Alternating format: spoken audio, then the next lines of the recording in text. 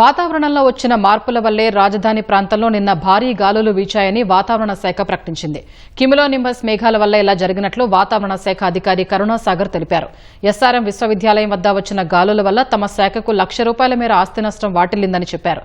మరో 2 రోజుల పాటు ఇదే తరహా వాతావరణం ఉండనుందని సాగర్ వెల్లడించారు. క్యుములోనింబస్ క్లౌడ్స్ డెవలప్ అవుతాయి. ఎప్పుడైతే స్ట్రాంగ్ క్యుములోనింబస్ క్లౌడ్స్ డెవలప్ అవుతాయి, మనకు దేర్ ఆర్ 3 స్టేజెస్ ఇన్ క్లౌడ్స్లో ఉంటుంది. థండర్స్టార్మ్లో లైక్ డెవలపింగ్ స్టేజ్ అని, మెచ్యూర్ స్టేజ్ అని, అలాగే డిసిపేషన్ స్టేజ్ అని అంటారు. డెవలపింగ్ స్టేజ్లో మనకేమవుతుందంటే అప్ డ్రాఫ్ట్ అవుతుంది.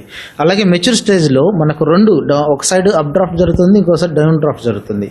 ఎప్పుడైతే డౌన్ డ్రాఫ్ట్ జరుగుతుందో అప్పుడు మనకు చాలా స్ట్రాంగ్ విండ్స్ వస్తాయి. స్ట్రాంగ్ విండ్స్ మనకు ఎప్పుడైతే సర్ఫేస్ హిట్ అవుతుందో అప్పుడు మనకు సైడ్లో ఉన్నటువంటి విండ్స్ అంతా కూడా చాలా డ్యామేజ్ అవ్వడం జరుగుతుంది. అక్కడ ఏదైనా ప్రాపర్టీ ఉన్నా కానీ, చెట్లు కానీ, లేకపోతే ఏమున్నా సరే మనకు డ్యామేజెస్ ఎక్కువగా ఉంటుంది. సో అదే నిన్న జరిగిందండి. మనకు చాలా హై టెంపరేచర్స్ వస్తాయి డే టైం చూసినట్లయితే, ఎస్పెషల్లీ ఓవర్ అమరావతి కానీ, లేకపోతే గన్నవరం కానీ, కాకినాడ, నందిగామ, జంగమేశ్వరపురం ఈ బెల్ట్ అంతా కూడా మనకు చాలా 38 degrees కంటే ఎక్కువ టెంపరేచర్ రావడం జరిగింది. దానివల్ల మనకు ఆల్రెడీ మాయిశ్చర్ ఫీడింగ్ ఉంది.